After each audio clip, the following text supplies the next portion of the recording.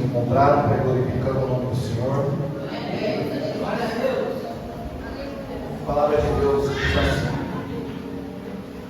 o Senhor enviou Natã a Davi. Chegando Natã a Davi, disse: havia numa cidade 2 homens, um rico e outro pobre. Tinha o rico ovelhas e gado e grande lucro, mas o pobre não tinha coisa nenhuma, senão uma cordeirinha que comprara e criara, e que em sua casa crescera, junto com seus filhos, comia do seu bocado, e do seu copo bebia, dormia nos seus braços e a tinha como filha. Vindo um viajante ao homem rico, não quis este tomar das suas ovelhas e do gado para dar de comer ao viajante que viera a ele, mas tomou a cordeirinha do homem pobre e a preparou para o homem que lhe havia chegado. Então o furor de Davi se acendeu sobremaneira contra aquele homem, e disse a Natã: tão certo como vive o Senhor, o homem que fez isso deve ser morto, e pela cordeirinha restituirá 4 vezes, porque fez tal coisa e porque não se compadeceu. Então disse Natã a Davi: tu és o homem. Assim diz o Senhor, Deus de Israel: eu te ungi rei sobre Israel, e eu te livrei das mãos de Saul. Dei-te a casa do teu senhor e as mulheres do teu senhor em teus braços, e também te dei a casa de Israel e de Judá. E se isto fora bom, eu teria acrescentado tais e tais coisas. Porque, pois, desprezaste a palavra do Senhor, fazendo o que era mal perante ele, a Urias o heteu feriste a espada, e a sua mulher tomaste por mulher, depois de o matar com a espada dos filhos de Amon. Agora, pois, não se apartará a espada jamais da tua casa, porquanto me desprezaste e tomaste a mulher de Urias o heteu para ser tua mulher. Assim diz o Senhor: eis que da tua própria casa suscitarei o mal sobre ti, e tomarei as tuas mulheres à tua própria vista, e as darei a teu próximo, o qual se deitará com elas em plena luz deste sol, porque tu o fizeste em oculto, mas eu farei isso perante todo Israel, perante o sol. Então disse Davi a Natã: pequei contra o Senhor. Disse Natã a Davi: também o Senhor te perdoou o teu pecado, não morrerás. Mas, posto que com isto deste motivo a que blasfemassem os inimigos do Senhor, também o filho que te nasceu morrerá. Então Natã foi para a sua casa. Somente até aí eu gostaria de orar por essa palavra. Senhor Deus, Pai, em nome do teu Filho amado Jesus Cristo, Pai, a sua palavra foi lida aqui neste lugar. E a presença do teu Espírito Santo que se faz presente aqui, Pai. Que o Senhor, Pai, neste momento toma a minha vida, Pai. E que eu possa ser usado como instrumento, como ferramenta em tuas mãos. Que o teu Espírito Santo, Pai, a partir deste momento venha usar a minha boca, Pai. Venha usar toda a minha vida, Pai. Tudo quanto aquilo que o Senhor quer falar com a tua igreja. Tudo quanto aquilo que o Senhor quer falar comigo. Aquilo que o Senhor quer ministrar em nossos corações, Pai. Que o Senhor venha revelar através da tua palavra, através dessa mensagem, Pai. Fale conosco, Senhor, aquilo que nós precisamos de fato ouvir. Aquilo que nós necessitamos realmente ouvir. Porque muitas das vezes, Senhor, nós queremos ouvir coisas, Pai, que seja para apagar os nossos corações, seja para apagar o nosso ego, seja para nos deixar felizes momentaneamente. Mas não é isso que o Senhor tem preparado para a tua igreja, Pai. O Senhor sabe que a tua igreja precisa sim ouvir aquilo que deve ser ouvido, para que a sua felicidade não seja momentânea, mas seja para toda a glória e para todo sempre eternamente. Glória a Deus, aleluia. Santo é o teu nome, Senhor, fiel à tua palavra. Igreja, numa outra mensagem, com outra oportunidade, eu fiz uma pergunta para a igreja.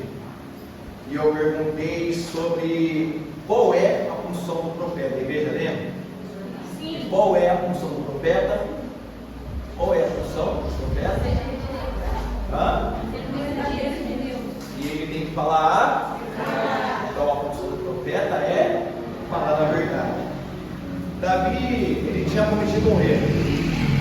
E a palavra de Deus ela é tão maravilhosa. Lá em Romanos vai dizer que a vontade de Deus ela é boa, perfeita e agradável. Boa, perfeita e agradável. Então, Deus ele é perfeito, a sua palavra é perfeita, a sua vontade é perfeita. Deus, ele é a justiça, ele não é só justo, ele é a própria justiça. E por que eu estou falando isso? Porque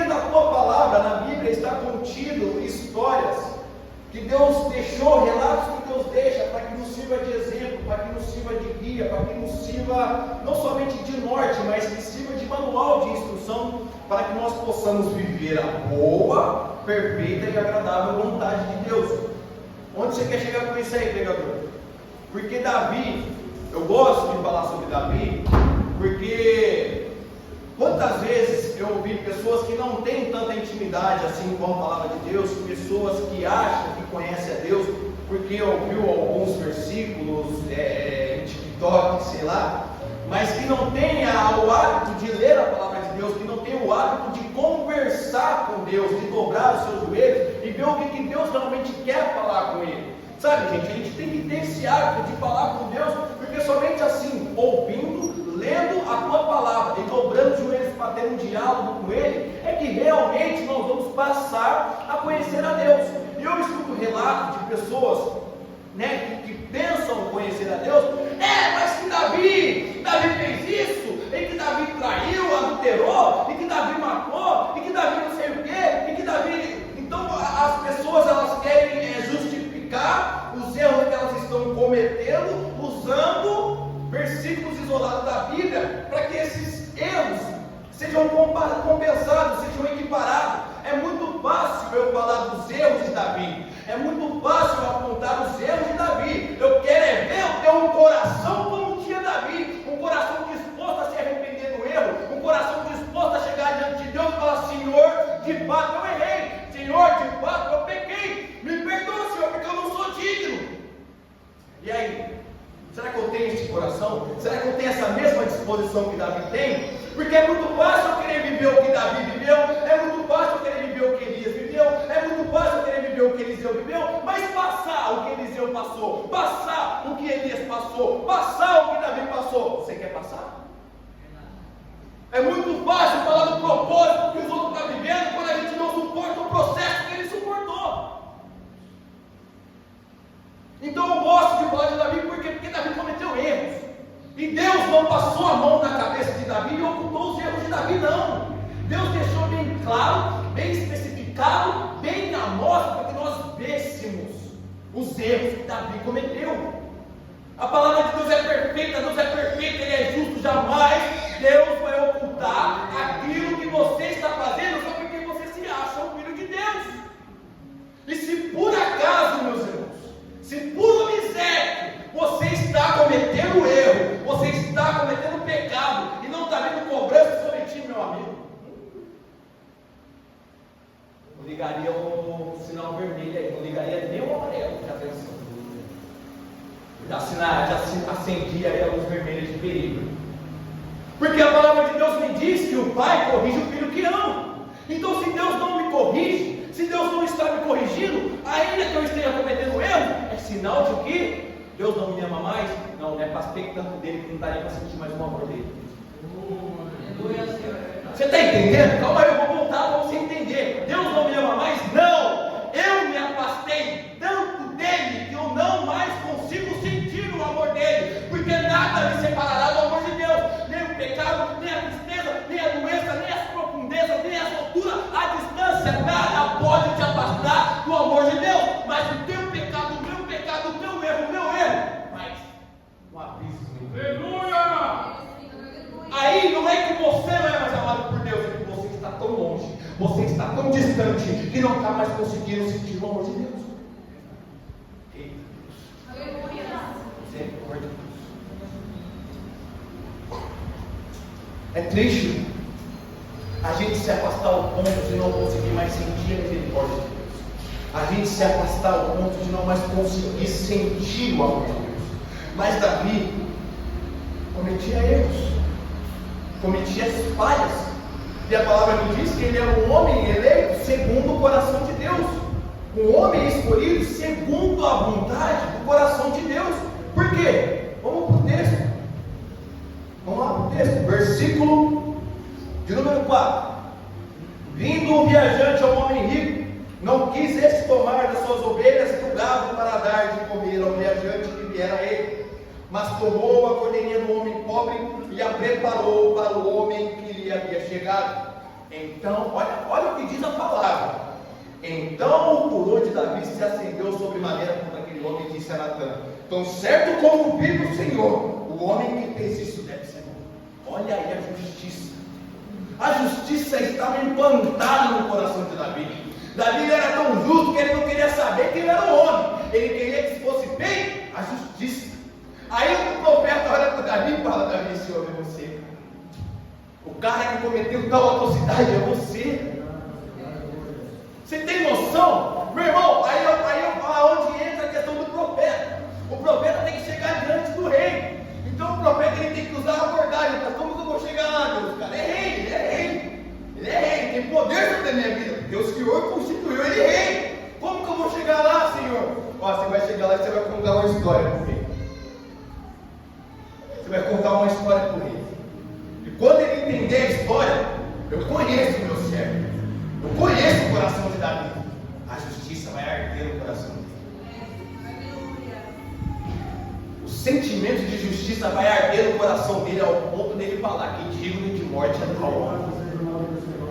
Aí é a hora de você falar: esse homem é você. Sabe o que vai acontecer?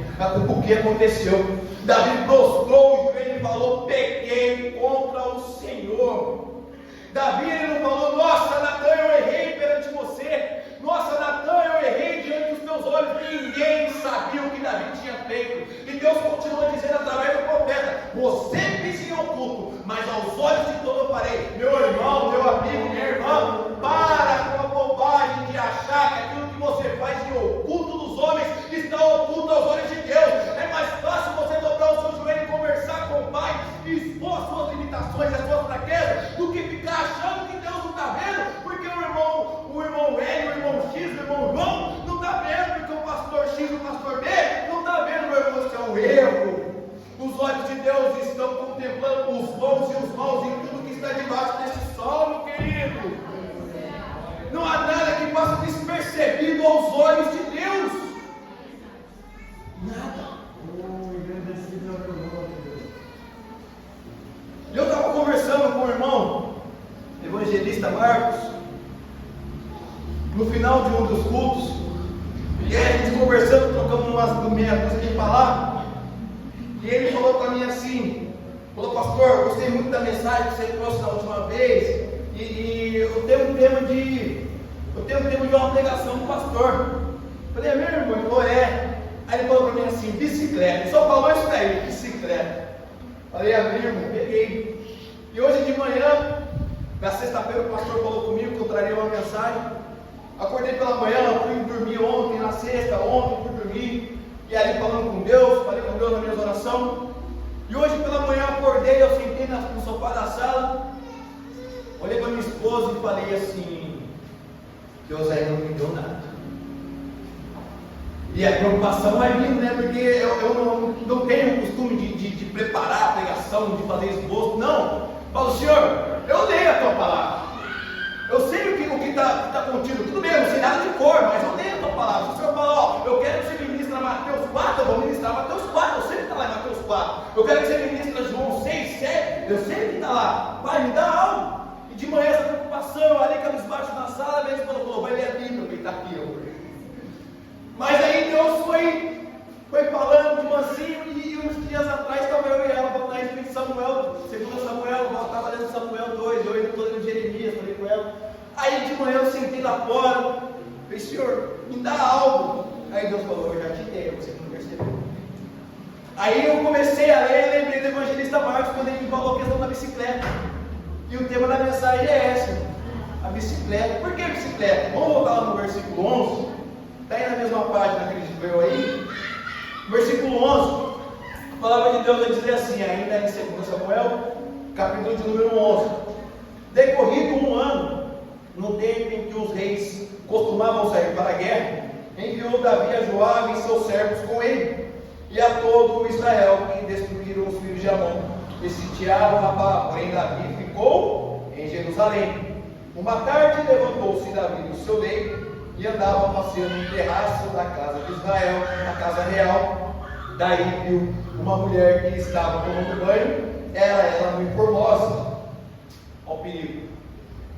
Olha onde mora o perigo. Por que bicicleta? Por que o texto? Porque, irmãos, a vida do crente é igual andar de bicicleta. Para a gente não cair, a gente tem que estar em movimento. Estou dando como exemplo aqui a vida do rei. No tempo em que era de costume os reis saírem para a guerra, Davi decidiu ficar em casa. Muitas das vezes, irmão, cansaço bate na minha tua vida. Muitas das vezes você pode estar até cansado da batalha que é ser servo de Deus. Mas um alerta eu te dou hoje: o dia que você parar de lutar, o dia que você parar de guerrear, tu vai cair, meu irmão, porque a tentação vai vir. E se você não se fortificar na palavra, não estiver guerreando constantemente, a tentação vem e você vai ceder. Aí Davi poderia dizer: mas eu estava no meu terraço, tomando meu sol. Era que eu fui tomar banho lá embaixo, a culpa não é minha. Vai culpar quem, meu irmão? Vai culpar Deus então? Vai culpar Deus por causa do teu erro? Vai culpar Deus por causa do pecado? Ou vai falar que foi Deus que enviou sobre você a tentação? Mas eu te digo que está no livro de Tiago, capítulo 1, a partir do versículo 13, a palavra de Deus vai dizer: não diga quando fores tentado, que por Deus fui tentado, porque Deus não pode ser tentado pelo mal, e a ninguém tenta, pois quando somos tentados pelas nossas próprias concupiscências. Aleluia! Você está entendendo? Pegar aí, você está entendendo, irmão? O pecado, a tentação, está aí, meu irmão. Quem tem que se preparar é você, porque o inimigo ele tem preparado há tempos. Somos nós que temos que nos fortificar. Quem está em guerra é nós. A guerra já foi vencida no céu, meu irmão. Jesus venceu por você. Basta você continuar no campo de batalha, meu irmão. Você não pode abaixar a cabeça para o pecado. Você não pode abaixar a cabeça para a tentação, porque ele vai vir. Vai vir, irmão. O inimigo está aí para te derrubar e ele vai usar todas as armas que ele tiver. Aí, vamos lá, eu vou falar aqui na palavra, que é a questão da concupiscência. No nosso popular, zoião. Irmão, a gente vê, a gente ouve isso, quer pegar, irmão. É o pecado de Acã. O pecado de Acã. Viu o talento de prata, viu a capa babilônica, olhou, cobiçou, gostou, pegou. É cobiça, o olho gordo, irmão. É a concupiscência dos olhos, irmão. Está lá, ó. Natã falou com Davi, ó. Então disse Natã: tu és um homem, capítulo 7. Assim diz o Senhor, Deus de Israel: eu te ungi rei, ou seja, eu te dei o rei. Eu te ungi rei, te coloquei como um rei. Olha aí, eu te ungi rei sobre Israel, e eu te livrei das mãos de Saul. Deite a casa do teu Senhor e mulheres.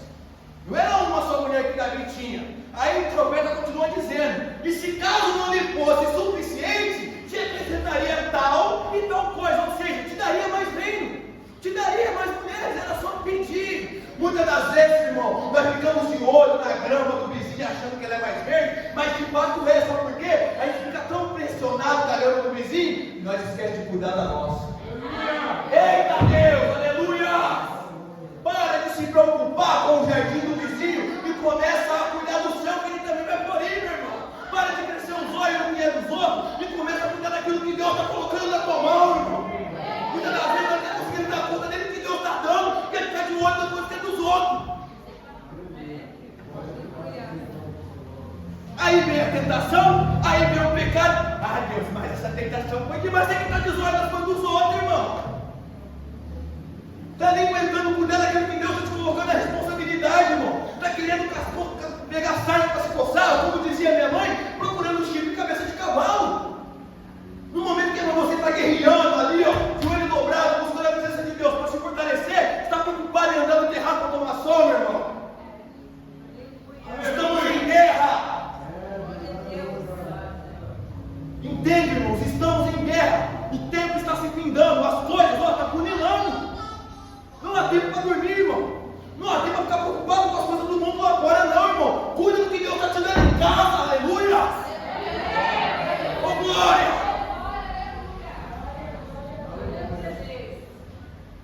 Deus tem colocado algo na tua mão. Glória a Deus, aleluia. Deus tem colocado algo na tua mão. Você não está nem conseguindo dar conta daquilo que Deus te deu. Já tomou turma aqui. Você não está nem conseguindo tomar conta daquilo que Deus te deu. Você está preocupado com as outras coisas por quê? Tem que você estar preocupado com as outras coisas. Aquilo que Deus já colocou na tua mão e falou: ó, está aqui, ó, é teu, você vai fazer. Basta com excelência, mas você está tão preocupado com as outras coisas que está se esquecendo de cuidar daquele ministério que Deus te incumbiu de fazer. coisas não dão certo, a culpa é de quem? A culpa é de Deus.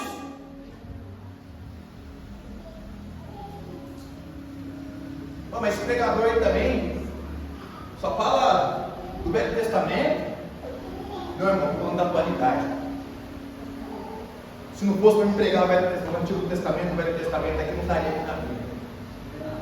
Deus ele só deixa aquilo que é para ser falado. Como eu disse, Deus é tão perfeito que nem os erros do ser humano ele vai esconde não.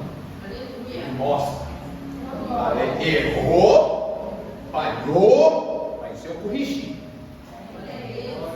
Eu coloquei no lugar, porque ele não tinha capacidade para voltar sozinho. A única coisa que Deus pede é um coração arrependido, sincero diante dele. Se não tiver sinceridade com Deus, não adianta. Não seja sincero comigo, não, mas é bom, tá? Sinceridade entre irmãos. Tem que ser, pode mentir para mim, mentira para o diabo. Mas a gente tem que ser sincero com Deus, irmão. Sabe por quê? Porque Deus sabe de todos os seus medos, Deus sabe de todos os seus anseios, Deus sabe aquilo que você pensa, Deus sabe o que está no teu coração, irmão. Não tem como você ocultar nada de Deus, não adianta você ficar escondendo aquilo que você tem medo, aquilo que você pode errar, você sabe que está na sua fraqueza. Irmão, não adianta você esconder, pede força para Deus, Senhor, está aqui, ó, é minha fraqueza, minha limitação, até aqui eu vou, daqui eu não consigo passar, me ajuda, Deus. Isso não é vergonha não, irmão, nem diante do irmão é vergonha assim, não. Pai, irmão, me ajuda em oração, é porque eu estou assim endossado, irmão.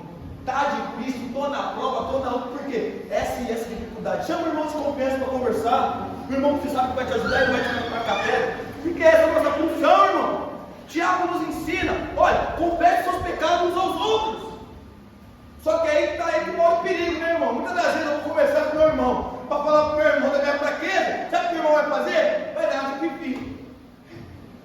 Irmão, em vez do irmão me ajudar na minha dificuldade, o irmão vai esperar para essa igreja, e também não dá, irmão. Não foi para isso que Deus te chamou, não foi para isso que Deus me chamou, não. Não é para ser Maria Pipi, irmão, é para ajudar o irmão, é comunhão, família.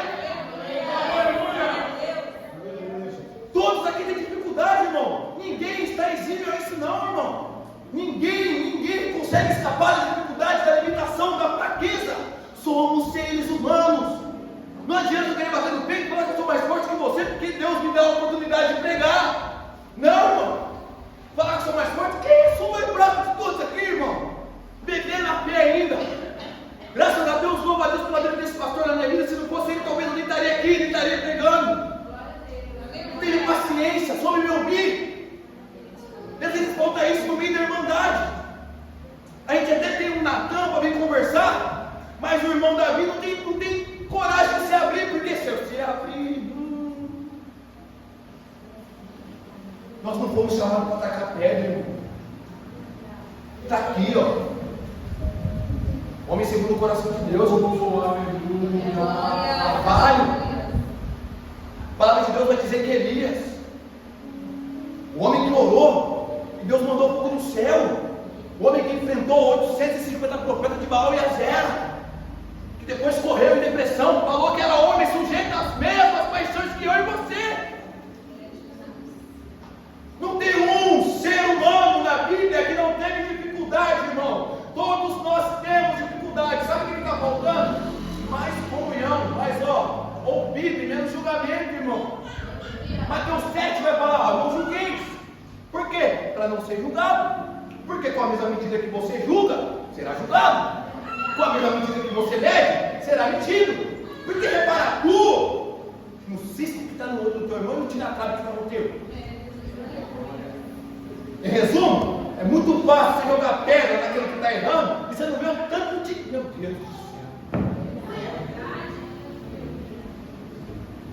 Qual foi aquela que o macaco, ele enrola o rabinho, senta, vai querer falar do lado do outro macaco? É mais ou menos assim, irmão, mas não podemos ser assim, nós somos diferenciados. O pastor acabou de falar aqui, na palavra inicial. Deus nos chamou para ser diferente, não é para ser igual ao mundo. Maria previu o mundo nascer, irmão.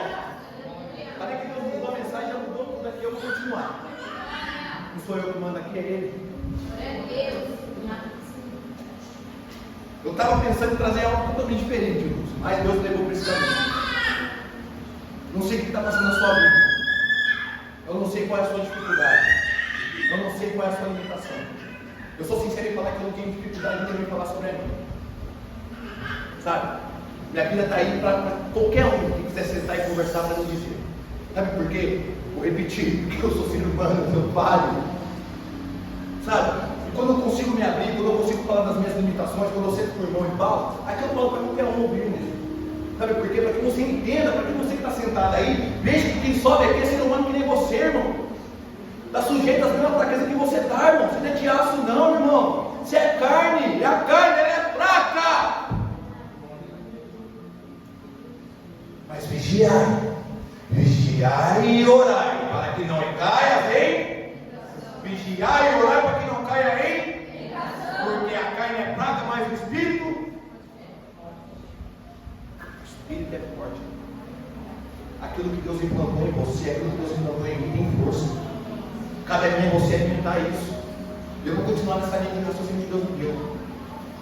Às vezes a gente precisa desabafar com alguém, a gente não sente confiança em desabafar. Isso não deveria acontecer na igreja. Isso não deveria acontecer no nosso meio. Deveria ser um lugar onde a gente se sentisse à vontade para falar dos nossos problemas. Deveria não, tem que ser. Não deveria, tem que ser, irmão. Um lugar onde a gente se sente à vontade em nos expor. Porque a gente só é tratado, a gente só consegue um tratamento quando é exposto a perigo, irmão. Não tem como haver um diagnóstico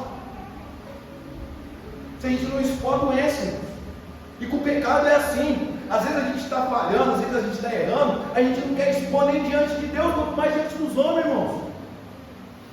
Eu não tenho poder para te perdoar pecado nenhum, irmão. Mas eu sei orar. Eu sei falar com Deus. Se você estiver precisando de sentar, de orar, de ir no monte comigo, irmão, estou aqui. E o dia que eu precisar, não vou sentir vergonha de pedir, não, irmãos.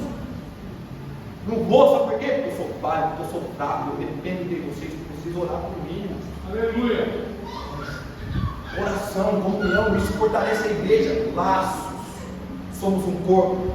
Somos membros de um só corpo. Se eu tropeçar e socar o dedinho na quina, o corpo todo vai sentir dor, porque a cabeça é Jesus, o cérebro está nele, ele vai mandar a informação. Olha lá, o dedinho machucou, você não está sentindo não? Você não está sentindo nada do teu irmão? Quem sou eu, irmão, para bater no peito, porque eu sou um servo de Deus, se a dor do meu irmão não me incomoda? Aleluia, Deus. Somos prontos para abrir a boca para falar do doente, mas mais doente sou eu, se não me incomoda com a doença do irmão. Se a doença do meu irmão não me afeta, irmão, então mais doente sou eu, irmão. Quem está precisando de tratamento e cura sou eu. Se o meu irmão está ferido, doente, machucado e eu não estou nem aí, pelo contrário, está vendo lá? Irmão, você está mais doente que eu, irmão. Misericórdia. Temos que nos preparar para o céu, irmão. Temos que nos preparar para o céu. A gente só vai conseguir entender isso quando a gente conseguir focar nisso. Que somos uma família, que somos um irmão. Temos que ter confiança em Deus. E entender que todos nós somos pais, todos nós somos fracos. Que Ele é que é justo, Ele é perfeito. E é isso que eu queria trazer hoje. Não foi exatamente isso que eu pensei que ia sair, mas foi o que Deus quis que eu trouxesse. Glória a Deus. Bem, então, irmãos, entenda que a vida do crente, ela é basicamente isso mesmo, é como andar de bicicleta. Para a gente não cair, a gente tem que estar em movimento contínuo. É movimento contínuo, retilíneo, variável, irmão. Estou até física aqui no meio agora, aqui, vai que vai. Irmão, porque quando a gente para o movimento, a gente cai, irmão. Se eu não estiver em Deus, se eu não estiver em Cristo, se eu não estiver na igreja, com os membros, fazendo um elo de força, irmão, eu vou enfraquecer, eu vou cair. Eu vou parar a minha caminhada, e quando eu paro a minha caminhada, eu caio. Por fraqueza, irmão. Então me ajuda a pedalar, igreja. Vamos ajudar a se movimentar neste reino maravilhoso que Deus preparou, não foi só para mim, foi para nós. O reino é Deus, somos cordeiros de Cristo, igreja. Somos irmãos. Em Cristo Jesus nós somos irmãos, nós somos família. Não partilhamos do mesmo sangue, mas partilhamos do mesmo Pai. O mesmo DNA que me formou, o mesmo DNA que te formou, igreja. O mesmo Deus que te chamou para essa graça, é o mesmo Deus que me chamou. Somos irmãos em Cristo Jesus, igreja. E a igreja que Deus quer levar para o céu é uma igreja unida, alicerçada na rocha que é Cristo, na palavra. Amém? É isso que eu tinha para trazer. Aquele que crê, aquele que entendeu, dá glória a Deus em nome do Senhor.